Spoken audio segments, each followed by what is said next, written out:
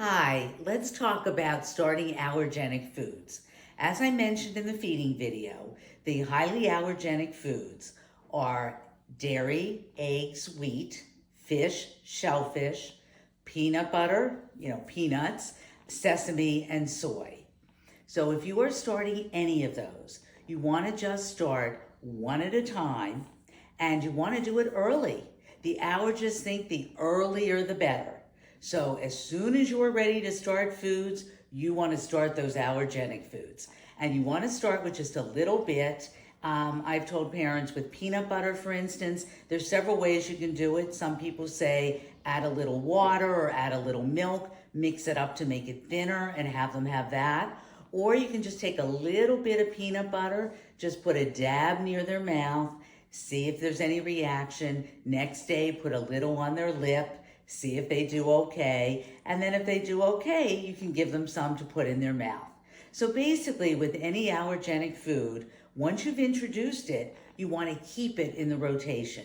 You really want to expose a baby to everything allergenic several times a week in order to keep them comfortable with it and not develop an allergy from having a large gap where they don't have it.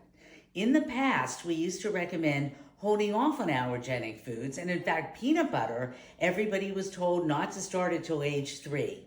And what happened was we had a huge increase. Over 50% more kids developed allergies. So we've learned from that, and we do recommend starting it early. And in fact, in Israel, they give bambas, which are just little peanut butter puffs, and they have the much lower incidence of peanut allergies than we ever had.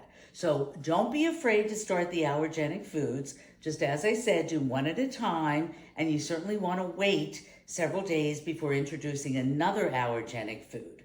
You also might want to talk to your pediatrician about having Benadryl on hand, because if a baby has a reaction, you want to be able to give them something to make them feel better. And you can discuss the dose based on your baby's weight with your doctor. So most of the reactions that children will get will be a little bit of a rash, maybe a little diarrhea.